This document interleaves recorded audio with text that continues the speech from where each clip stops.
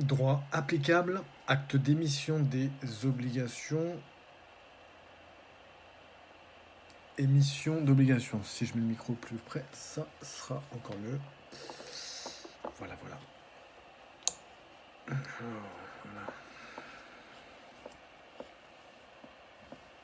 Voilà, je vous prie d'excuser.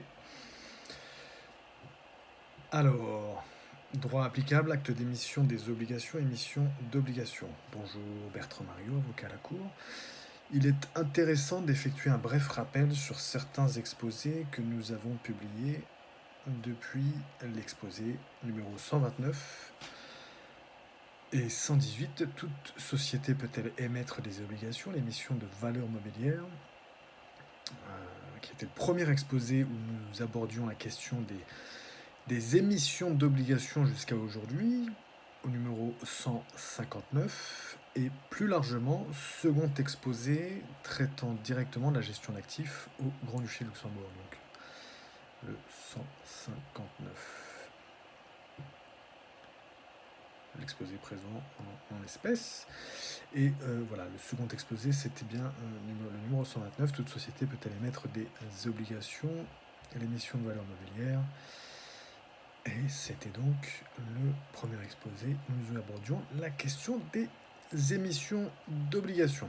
À cet égard, rappelons encore que le droit des articles 470-1 à 470-19, section dédiée, c'est une partie du chapitre dédié à l'émission d'obligations de la loi luxembourgeoise du 10 août 1915 sur les sociétés commerciales, tel que modifié. Et rappelons que ce droit est un droit dérogatoire, donc il n'est pas d'ordre public. Ainsi, il pourra y être dérogé dans les actes d'émission. Dans l'optique de mieux organiser ensemble nos idées, notre mémoire et nos réflexions, rappelons que nous venons de terminer une sous-mini-série sur les assemblées, et plus particulièrement sur les convocations aux assemblées d'obligataires.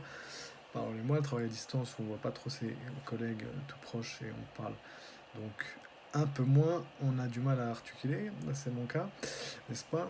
Je ne suis pas un journaliste professionnel. Donc, dans l'optique de mieux organiser ensemble nos idées, notre mémoire et nos réflexions, rappelons que nous venons de terminer une sous-mini-série sur les assemblées et plus particulièrement sur les convocations aux assemblées d'obligataires de l'exposé 150, numéro 150, qui peut provoquer la convocation de l'Assemblée générale des obligataires, à l'exposé 158, comment les convocations aux assemblées d'obligataires doivent-elles être communiquées. Voilà. Nous parlons donc d'exposé, car ces publications prennent la forme d'un article, d'un podcast et d'une vidéo. C'est le terme qu'on emploie pour rappel pour vous de notre façon de fonctionner. Le premier numéro correspond au numéro d'article et de podcast et le second à la vidéo. Pour aller plus loin, donc article 100-14, qui est l'essentiel, qui est en fait le paragraphe central de notre exposé de ce jour, sur un plan juridique, c'est l'apport central qui est un rappel, mais qui est quand même un apport. Donc l'article 100-14 qui dispose, rappelons les dispositions de l'article 100-14 de la loi de 1915. Toute société peut émettre des obligations. Les articles 470-1 à 470-19 sont applicables à toute émission d'obligation par une société. L'acte d'émission de ces obligations peut cependant déroger à ces dispositions. Ces dispositions peuvent par ailleurs être rendues applicables en tout ou en partie à toute émission de valeurs mobilières autres que des actions ou des parts par des sociétés de droit luxembourgeois ou étrangers.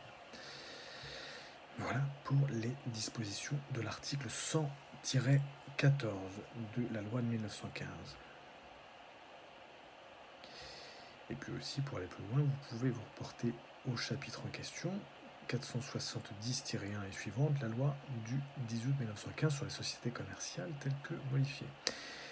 Et enfin, dans notre section sur les petites sources, l'article numéro 129, qui est aussi un numéro de podcast 129, et le numéro de vidéo numéro 118, toute société peut-elle émettre des obligations, l'émission de valeur mobilière, première partie.